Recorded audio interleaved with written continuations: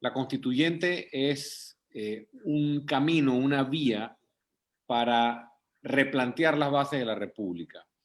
En otras palabras, para romper el sistema político corrupto, clientelista, que ha controlado el país los últimos 20, 25 años. Eso lo hemos propuesto nosotros desde que estamos en vida pública. Es decir, soy un convencido, un creyente, y mis convicciones están depositadas en el camino de la Asamblea Constituyente. Así lo propusimos en campaña. Veo a algunos políticos que en la campaña presidencial me atacaban diciendo que la constituyente yo la proponía porque yo quería desestabilizar el país y la economía, y ahora veo a esos políticos siendo los defensores de la constituyente, y me alegra porque eso significa que, que han evolucionado y que se han convencido de que esta es la vía para poder romper el sistema político que tenemos en este momento. Yo estoy de acuerdo con eso, yo estoy de acuerdo con que se haga una recolección de firmas, estamos dispuestos a apoyar cualquier esfuerzo de recolección de firmas que se haga, pero, y perdonen por los perros que están ladrando aquí, pero los perros ladran. De la nueva realidad. Estamos dispuestos a apoyar cualquier esfuerzo de recolección de firmas porque creemos en la constituyente. Sin embargo, hay ciertos comentarios que quisiera hacer, Álvaro. ¿Qué tipo de constituyente y para qué y quién la controla? Hablemos de eso, que es lo más importante. La constituyente que nosotros apoyamos es una constituyente controlada y guiada por los ciudadanos. Si estamos hablando de un proceso constituyente guiado y controlado por los mismos actores de los últimos 25 años que han vivido el sistema y que han traído a la sociedad panameña al colapso y al desastre que tenemos hoy, yo tendría temor y tendría reservas entonces de hacia dónde va una constituyente manipulada o guiada por un molde de quienes nos tienen en este problema. Por eso considero muy importante que ningún partido político y que ningún líder político, incluyéndome a mí, sean los que tomen la batuta y lleven el control del proceso. Es un proceso ciudadano y debe estar legitimado por los ciudadanos, y las agrupaciones políticas deben sumarse y apoyar el esfuerzo, más no tratar de controlarlo y guiarlo, porque asimismo entonces se controlaría o se guiaría o se cortaría el traje a la medida con respecto al resultado, porque yo me pregunto, por ejemplo, Álvaro, si ciertos actores políticos de este país están dispuestos a que aquí en Panamá se apruebe la segunda vuelta electoral, cosa que muchos ciudadanos queremos. Si están dispuestos a que la constituyente decida que la asamblea se reduce a 35 diputados, que la constituyente decida que los diputados se les prohíbe expresamente manejar fondos públicos, porque esos mismos políticos que hoy están abanderando la constituyente y diciendo que hay que hacer la constituyente tienen a todos sus diputados en la Asamblea Nacional viviendo de las planillas, ¿no? Con las cuales se pierden muchos fondos y se han perdido muchos fondos por los últimos 30 años. Así sucesivamente, Álvaro, podríamos hablar de toda una serie de componentes, y por eso yo considero que más que abalanzarnos de manera apresurada a una recolección de firmas, tenemos que sentarnos, y ese es mi llamado, a hacer la hoja de ruta. Ok, hablemos de qué tipo de constitución queremos tener, cuáles son los cambios, porque es muy fácil lanzarse a un proyecto de recolección de firmas para luego quedar con un proceso constituyente controlado por los mismos poderes políticos y económicos que han controlado este país y lo han traído hasta esta crisis. Usted ha tocado un punto que me lleva a una interrogante. Los mismos políticos que han gobernado y que han estado sobre la mesa durante los últimos 31 años, que tienen, todos conocemos, tienen agendas efectivamente, pero son parte de la democracia los partidos políticos, y en todo país democrático hay partidos políticos. Es cierto que no controlen yo estoy totalmente de acuerdo con usted porque esto no puede ser controlado por nadie. Esto, el rey es el pueblo panameño.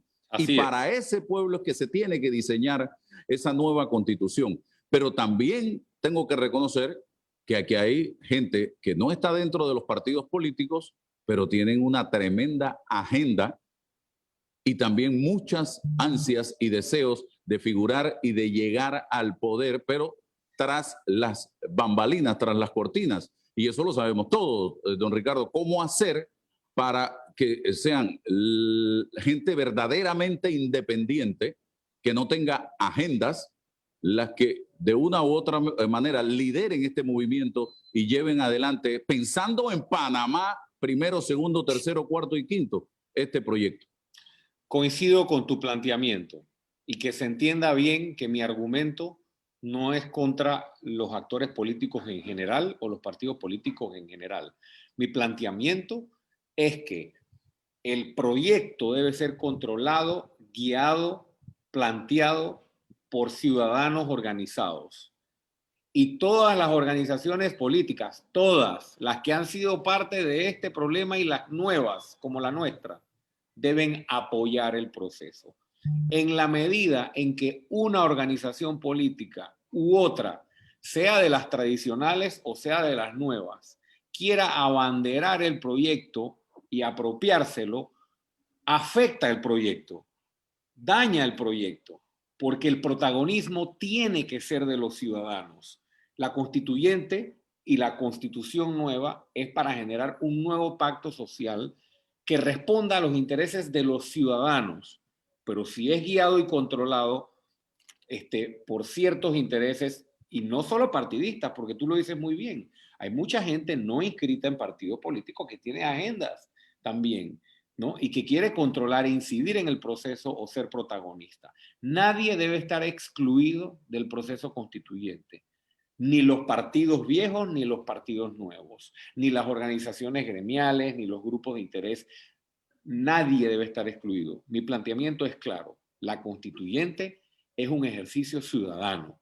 Entonces, que sea guiado y que la hoja de ruta sea creada y diseñada en una mesa de acuerdo en la que los actores principales sean los ciudadanos y los actores secundarios sean las organizaciones políticas. Ese para mí es el norte. ¿Y sabes por qué esto es importante, Álvaro? No solo para poder lograr a través de la constituyente un pacto social que responda a los ciudadanos y no a los partidos, sino también porque muchos podrían pensar, Álvaro, y esto es algo que a mí me preocupa, que un ejercicio constituyente sea un borrón y cuenta nueva. O sea, que se quiera utilizar el proceso constituyente para decir, bueno, estas son las nuevas reglas del juego y vamos a olvidarnos de todo lo que aquí ha ocurrido en el pasado. Me refiero principalmente a la impunidad que ha reinado en el país, impunidad que ha garantizado a miembros, expresidentes, exdirectivos de los partidos tradicionales que han gobernado, cubrirse con un manto de impunidad, también a empresarios, también a banqueros. Eso usted lo sabe igual o mejor que yo. Entonces, ojo con un proceso controlado para, ok, una nueva constitución, pero suficientemente guiada, manipulada o maquillada para que sigamos en lo mismo. A mí me preocupa muchísimo eso porque este país no puede, sobre pretexto de un ejercicio constituyente, querer hacer un borrón y cuenta nueva o plantear aquí una amnistía. Por eso nosotros hemos propuesto, en paralelo al ejercicio constituyente, una comisión internacional contra la impunidad para que en paralelo a este proceso que tiene que estar legitimado por ciudadanos, aquí se investigue con imparcialidad e independencia a todas las personas que tienen que pagar por los saqueos multimillonarios que ha tenido este país en los últimos 25 Es que años. si hay algo por lo que tenemos que luchar en ese nuevo país que todos los que queremos a Panamá nos interesa, es perseguir al corrupto y que el corrupto sea político, empresario, religioso, sindicalista, gremialista, lo que sea, vaya a parar a la cárcel. Es que la gente está harta de ver cómo aquí hay gente que trabaja 5 años en un gobierno y más nunca lo ves tú trabajando en nada porque simple y sencilla, y aquí muchos casos y muchos ejemplos, Ricardo, y viven de la renta el resto de su vida. No viven de la renta, viven de nuestra renta, para ser más específico. Sí, entonces, si tú con esta nueva constitución no logras lo que otros países han logrado, Costa Rica ha metido 3 presidentes presos y uno salió huyendo y no lo pudieron agarrar. Y está aquí al lado de nosotros. ¿De qué están hechos ellos que nosotros no podemos hacer lo mismo? Aquí se pone el ejemplo de Bukele. A mí no me gusta hacer comparaciones, porque son historias totalmente diferentes. La historia de El Salvador, jamás nosotros hemos vivido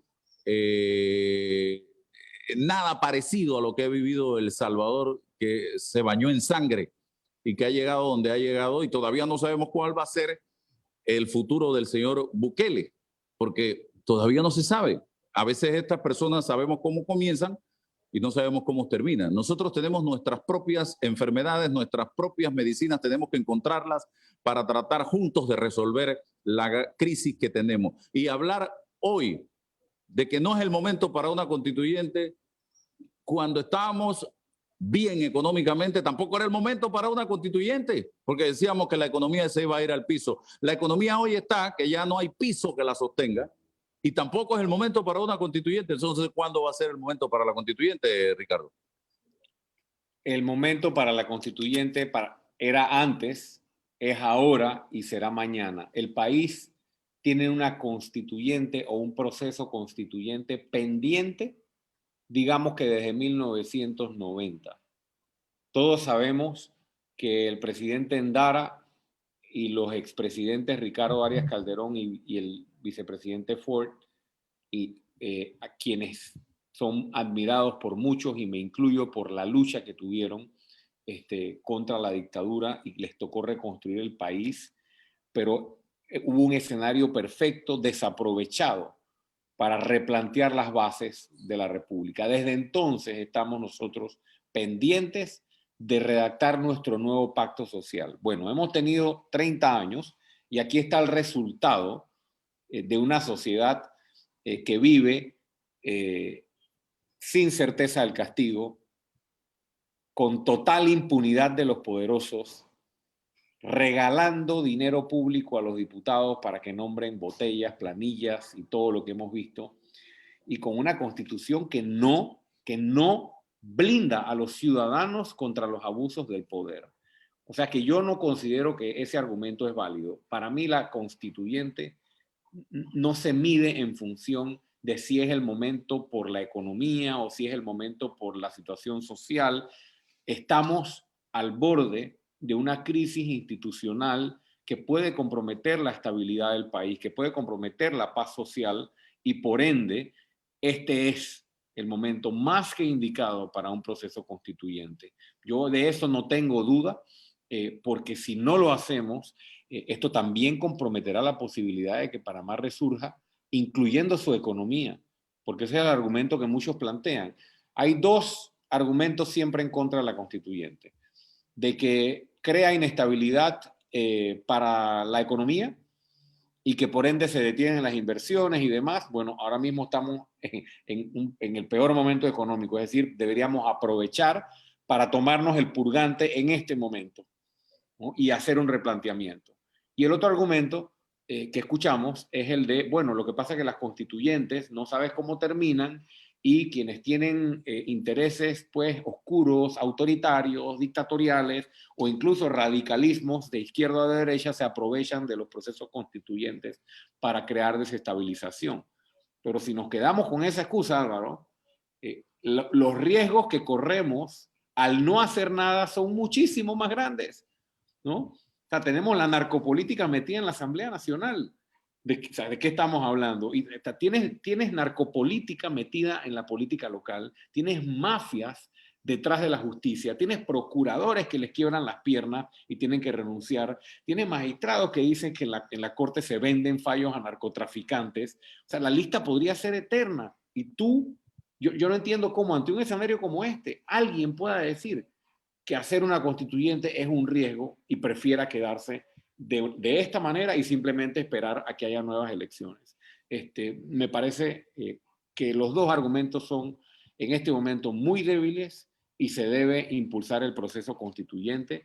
Es más, y esa era parte de nuestra plataforma, nosotros aspirábamos y aspiramos a llegar a gobierno para desde el poder convocar el proceso constituyente. Ricardo, para 1968 yo tenía 1 año, yo no sé si usted había nacido en ese momento, pero las condiciones del país eran bastante parecidas a las que se vive hoy día. Había un sector económico que tenía todo el poder político. Llega el golpe militar, le quita el poder político al poder económico.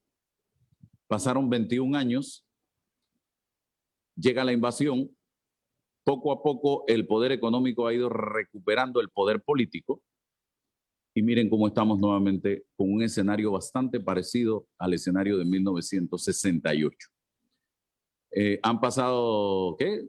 33 años, este 11 de octubre del 2021 se cumplirán 33 años y estamos hablando nosotros de ver fórmulas para lograr los equilibrios necesarios en este país, que la corrupción sea castigada, que tengamos una verdadera salud, mejor educación, en fin, que la economía del país beneficie a todos los sectores y no a un solo grupo. Eso quiere decir que las cosas hemos caminado en reversa nuevamente y tenemos que tratar de encontrar un equilibrio social, señor Lombana. Y eso lo único que puede hacerlo es, uno, una nueva constitución y dos, la educación, porque hay que educar a la población. Una población que cada 5 años va a votar en contra de o va a votar con el hígado, con las vísceras, con las emociones y no con la mente. Y volvemos a cometer exactamente los mismos errores, señor Lombana. Porque la democracia, y coincido con tu planteamiento, se ha desmejorado, ¿no? En ese periodo de tiempo que usted menciona, Álvaro. Pareciera que no hubiéramos aprendido de lo que nos pasó en el 68 y no hubiéramos aprendido de cómo terminó lo que ocurrió en el 68, porque tal vez se planteó de una manera aquella interrupción de la democracia por el golpe militar y sí hubo mucha reforma social importante para beneficio de la clase media y los sectores populares del país, de eso no cabe la menor duda, pero todos sabemos cómo fue girando hacia esa historia y terminó pues en un sangriento régimen militar y dictadura militar a la que no queremos volver nunca, nunca jamás. Pero el escenario está planteado. Es más, hablemos claro, si hubiese un grupo de cabezas calientes en la Policía Nacional o en la Fuerza Pública hoy en día, estarían pensando en eso.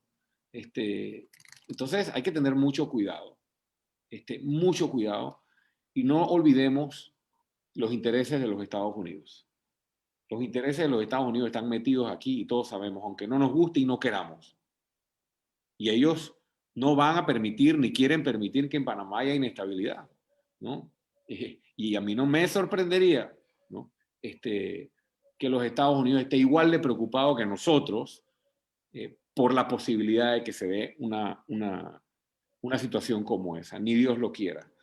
Pero no hemos aprendido, Álvaro, y la situación ha empeorado, y te voy a decir por qué. Porque ahora utilizan nuestros recursos para mantenerse en el poder.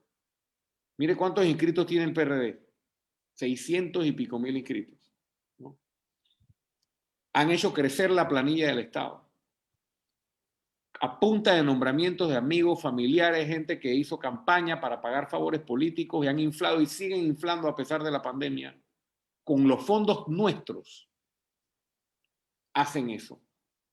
Mantienen un esquema de subsidios, muchos de ellos necesarios, otros de ellos con necesidad de evaluarse, ¿no? Ahora hay un bono solidario que también está ayudando a muchos panameños, ¿no? En este momento. Habrá que ver si se mantiene de manera permanente o será disminuido gradualmente.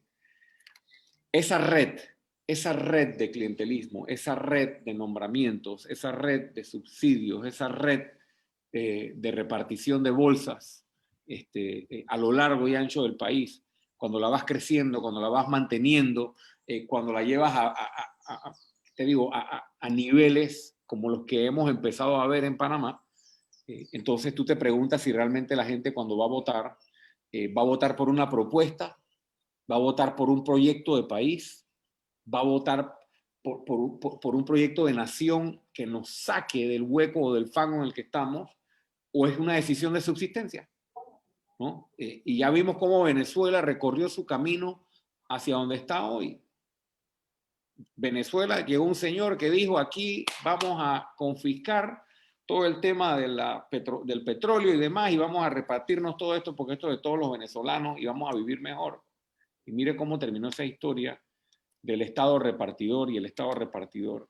Yo estoy muy preocupado por eso y estoy muy preocupado también por los nexos de un sector importante del partido de gobierno con el régimen dictatorial de Nicolás Maduro. Y las influencias que se empiezan a ver en Panamá y los intereses que se empiezan a ver a Panamá desde ese punto de vista. Este país ha sido abusado, Álvaro, y tú lo sabes, abusado por sectores económicos, abusado por sectores políticos que siguen pactando a las espaldas de nosotros y nos siguen llevando como borregos hasta que el pueblo despierte y decida que este país, o se convenza finalmente de que el país nos pertenece a los ciudadanos y que el país no tiene tres dueños y que el país no es de los partidos políticos. Sí, nuevo procurador. Hay que escoger un nuevo procurador. Hoy me llamó la atención una caricatura que vi donde se veía a un supuesto presidente Cortizo buscando fuera del planeta a ese procurador. Y esto lo que me lleva es a que es tan difícil conseguir hoy una persona con características de independencia, transparencia, carácter, verticalidad, y que vaya a hacer el trabajo que le corresponde, que es simple y sencillamente perseguir el crimen, perseguir el delito. Señor Lombana. Todo parece indicar que sí lo es, que sí es casi imposible. La renuncia del procurador Ulloa, nosotros hemos expresado nuestra postura tanto en la carta pública que le enviamos al presidente de la República como en entrevistas previas y en redes sociales. Una renuncia que se da en el peor momento posible, en el medio del escándalo de los albergues, levantando toda clase de sospechas, y para nuestro punto de vista, esa renuncia es el anuncio de que ese caso lo van a querer arropar con el manto de la impunidad. Al igual que todos los otros escándalos que tienen que ver con Odebrecht, Blue Apple y todos los casos que sabemos que están pendientes y que también van a seguir arropando con el manto de la impunidad. Eso es preocupante. Preocupante también es, Álvaro, que el presidente de la República no le exija al procurador Ulloa que le diga al país cuáles fueron las razones reales de su renuncia. El silencio del presidente de la República para mí es la confirmación de que fue el propio presidente o el propio ejecutivo quien lo presionó, o al menos estuvo de acuerdo con que Ulloa saliera, porque de lo contrario el presidente hubiera emitido palabra acerca de la salida de Ulloa, pero no lo ha hecho, pues no le interesa. Y pienso que está mostrando una actitud más de complicidad grave que puede contribuir a comprometer la estabilidad social, como lo dije, o a crear un escenario pues, de inestabilidad. Ulloa le debe al país la verdad. Y yo seguiré insistiendo que esa verdad los panameños tenemos derecho a conocerla, aunque esa verdad sea un detonante.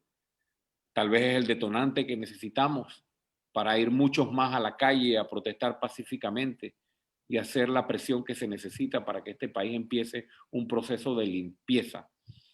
Nadie va a aceptar el cargo de procurador en condiciones como estas. Yo creo que alguien que acepte la procuraduría el día de hoy debería exigir que públicamente que públicamente el presidente se comprometa a dejarlo hacer su trabajo, a no presionarlo. Y cuidado que hasta lo pondría por escrito, como pasó en Perú, cuando designaron al procurador especial, que al final llevó preso a Fujimori, a Montesino, y Montesino. pues todo lo que ocurrió con el procurador especial en el Perú, que él puso esa condición. Bueno, y esa condición llevó a que él pudiera penetrar y tener las herramientas necesarias para meter preso a quien tenía que meter preso. No importaba si fuera un político, no importaba si era el presidente, expresidente, no importa si es el dueño de un banco, no importa si es el empresario más grande del país.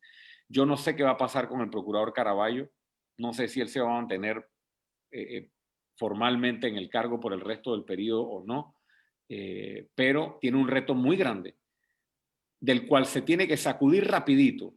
Si en los primeros 10 días de Caraballo nosotros no vemos algo realmente trascendental, Caraballo, entonces podremos tener pocas expectativas sobre lo que va a lograr.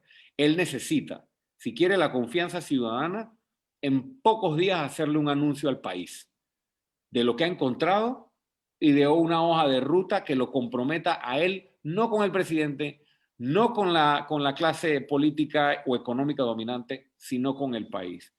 Caraballo tiene que terminar el trabajo para que aquí se metan presos a todos los políticos que tuvieron que ver con el escándalo de Brecht, que tú sabes, Álvaro, que alcanza 3 administraciones, pero no han tocado 3 administraciones y no han tocado a los bancos que lavaron la plata de Odebrecht y no han tocado a los empresarios y a los contratistas y subcontratistas que se prestaron para el escándalo de Brecht. Y no han tocado a los diputados, que ya no son diputados, que se robaron millones de dólares a través de las planillas, y así la lista podría seguir. Eso es lo que Caraballo tiene que hacer, y eso es lo que la ciudadanía quiere que Caraballo haga. Si Caraballo pasa 10 días ahí, 15 días ahí, 20 días ahí, y no le dice al país qué va a hacer con el tema de los albergues, ordena arrestos, medidas cautelares, acciones contundentes con el tema de los niños abusados, que no puede quedar en la impunidad, y como con todos los otros escándalos de corrupción que estoy hablando, pues estará anunciando que será uno más en el cargo. Y eso es lamentable, Álvaro. Lamentable que no haya las condiciones en este país para que se le ofrezca esta posición a alguien que no se raje y que no se venda y que tenga la capacidad de hacerlo. Y hay varios panameños y panameñas con esas capacidades. Gracias, don Ricardo Lombana, por compartir con nosotros aquí en Omega Estéreo, sin rodeos. Que tenga buen día. Gracias, Álvaro. Bien, Ricardo Lombana con nosotros esta mañana. Vamos a la pausa y regresamos entonces con Luis Oliva de la Autoridad de Innovación Gubernamental.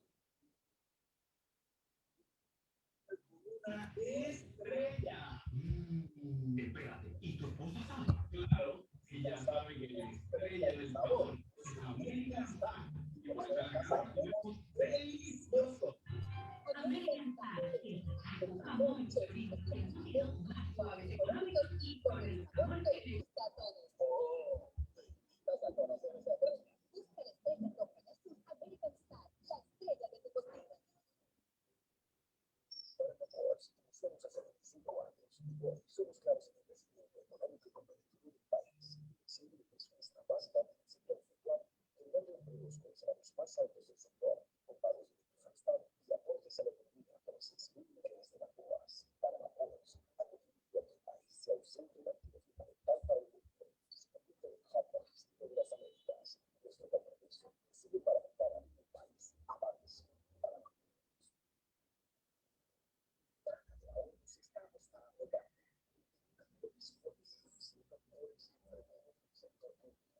administrativos de la Caja del Seguro Social y Contraloría. En los tiempos difíciles te brindamos una mano. Solicita tu préstamo personal con grandes beneficios, rápida aprobación, cómodas mensualidades, facilidades de refinanciamiento y mucho más. Hablamos con el Banco de la Familia Panamericana. Deja de llevar por la frescura con lo verde.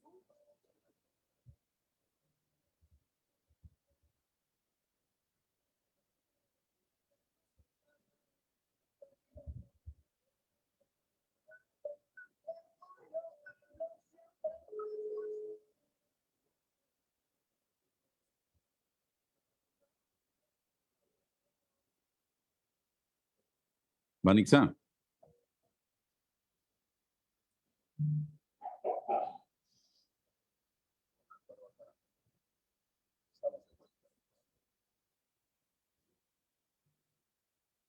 Vamos, 3, Bien. 2, 1. Seguimos adelante. Seguimos adelante, estimados amigos de Omega Estéreo, y este es su programa Sin Rodeos. Nosotros, precisamente en esa dirección que hablábamos con el señor Ricardo Lombana, planteamos ayer en un tuit lo siguiente: si los grupos que impulsan una asamblea constituyente no se unen a la hora de salir a recoger firmas, están condenados al fracaso. El país, y muy bien lo decía también el señor Lombana hoy, es de todos. Panamá no tiene ni debe tener dueños. Ya basta de personas que se creen los dueños del país y que se creen que pueden diseñar una agenda y por aquí es la cosa y esto es por acá. Basta ya. Salir en este momento con actitudes mezquinas y egoístas refleja un simple deseo de figuración y no de amor a Panamá. Y el señor Lombana habló claro y dijo que esto debe ser, y en eso estoy de acuerdo con él, orientado, liderado por sectores que hayan demostrado un amor por el país, desinteresadamente, y que no los hayamos visto con agendas políticas y que se esconden detrás de organizaciones cívicas o civiles, pero en el fondo tienen un propósito y un objetivo que es llegar al poder para hacerse de él y hacer negocios. Eso no se debe permitir. Y aquí hay gente buena en este país, gente seria que puede llevar adelante este proyecto tan importante que es un proyecto país. Este es un duro proceso que muchos han intentado en la era posinvasión y no lo han logrado. Señores, se necesitan más de 500,000 firmas y eso no es fácil en 6 meses. Eso solo se podrá alcanzar con la unidad de todos los panameños que aspiran a construir una patria nueva y moderna con igualdad de oportunidades. Eso es lo que tenemos que buscar. Y saber muy bien quién quiere al país, quién realmente ama a Panamá, porque yo no puedo querer a Panamá, amar a Panamá, hablar de democracia, pero este sí habla, este no habla, este lo quiero, este no lo quiero, este me cae mal, este no me cae, este me cae bien. Democracia no es eso. En democracia usted tiene la libertad de pensar como usted lo considere necesario y prudente, y yo la mía, y yo no tengo por qué atacarlo a usted porque usted piensa diferente a mí, ni usted tiene por qué atacarme a mí porque yo pienso diferente a usted. En una democracia confluyen todas las ideas. Y eso es delicioso, eso es rico, eso es sabroso, señoras y señores. Y otro tema también que planteaba yo ayer, reflexionando sobre todo esto, hay grupos que se oponen a la Asamblea Constituyente por el simple temor a los cambios que pudieran generarse. Miedo al cambio de perder el poder político que por años han acumulado. Panamá es de todos y no podemos seguir permitiendo que un grupito decida la suerte de este país. Ayer, al cerrar el programa, luego de la conversación con Ana Melisa Españó, públicamente, porque soy un creyente en la libertad de expresión, dije, invito a la colega periodista Flor Mirachi.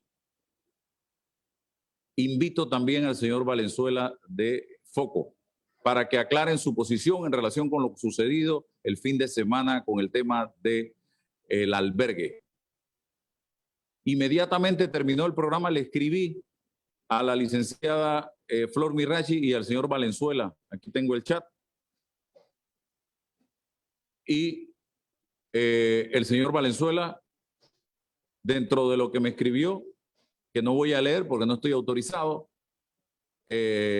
no aceptó la invitación a hablar en este espacio. Y la señora Flor Mirachi me preguntó la hora. Le dije que, considerando que ella tiene un espacio de 8 a 9, que pasadita a las 9 de la mañana para que tuviera la oportunidad, y luego me informó que a las 9:30 tenía una cita médica con su hija. Así que tampoco podemos tenerla aquí hoy para que aclarara o para que aclare todo este tema. Tenemos preguntas que hacerle y le ofrecimos el espacio para cuando lo considere, por la creencia que nosotros tenemos de que todo el mundo tiene el derecho a opinar y a hablar en una democracia. Todo el mundo. Pero bueno, se les ofreció la oportunidad, ni siquiera me la pidieron y no los podemos tener en el día de hoy. Bien, vamos con Luis Oliva, ya lo tenemos ahí de la Autoridad de Innovación Gubernamental, pero vamos a una breve pausa, mi estimado, mientras seteamos a Luis Oliva de la Autoridad de Innovación Gubernamental. Adelante.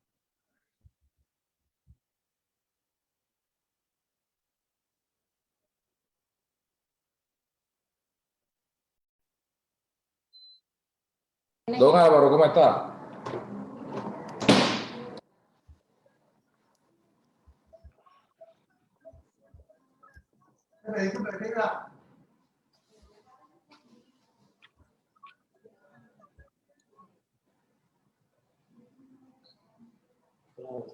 Ya le dije que nos confirme si nos escucha.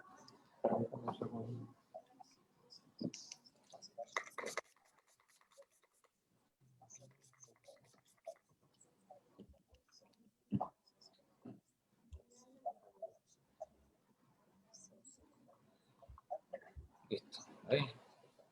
Algo no me gusta. Ahí. Don Álvaro.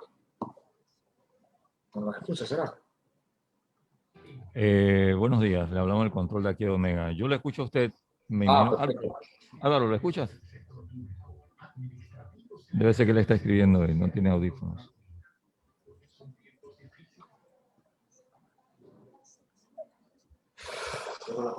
Sí. Hola, gracias.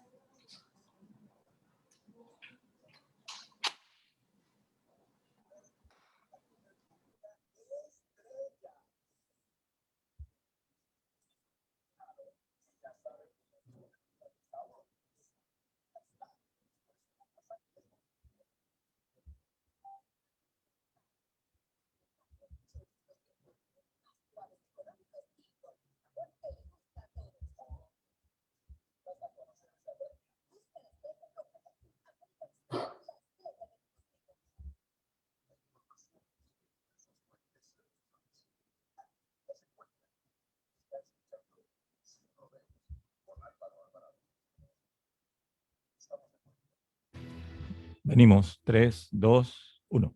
Bien.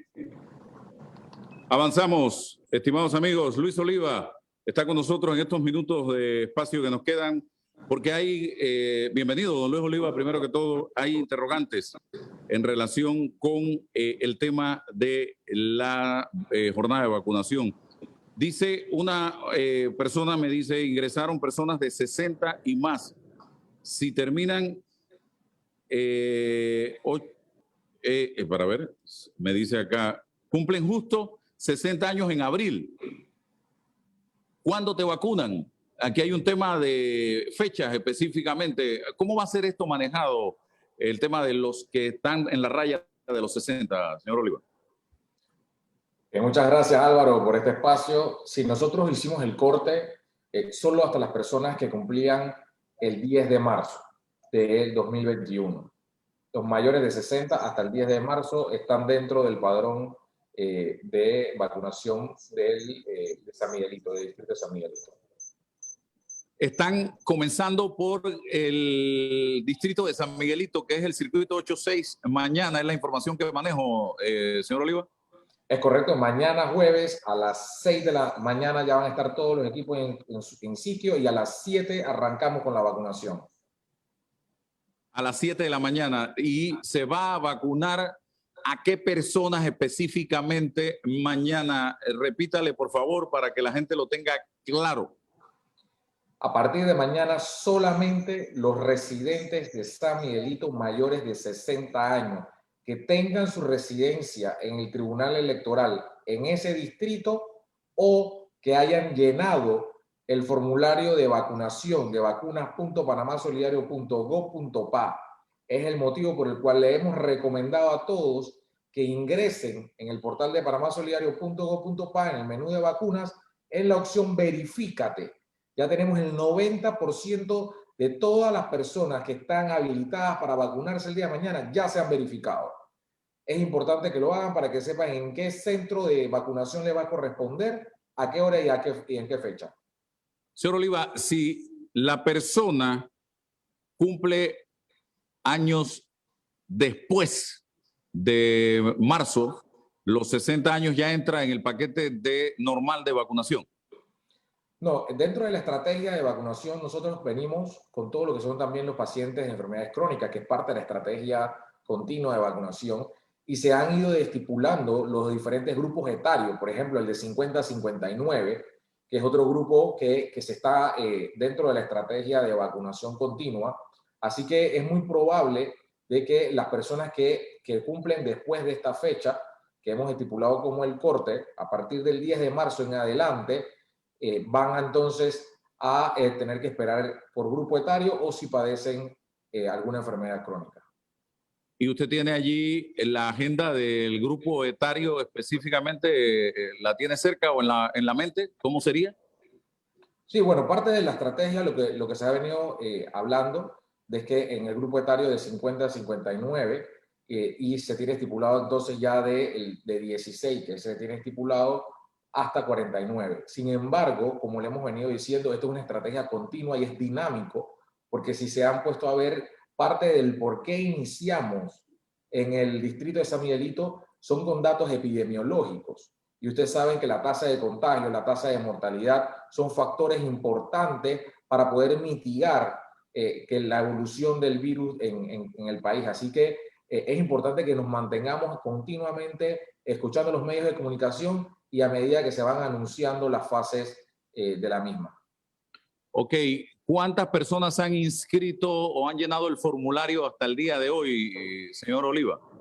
Tenemos 603,000 personas que ya han llenado el formulario de vacunación en línea y 15,000 extranjeros. Si yo lleno ese formulario, yo lo llené, por ejemplo, ayer lo llené, porque tenía esta entrevista con usted y quería ver cómo era. Es lo más sencillo, lo más fácil del mundo. Llenar el formulario, te hace algunas preguntas sencillas, te da hasta las opciones prácticamente para que tú llenes. Eso pasa a la base de datos, ya ustedes tienen allí toda la información y llega el momento en que ustedes van a llamar a los individuos, a las personas, o va a salir una publicación en los medios de comunicación.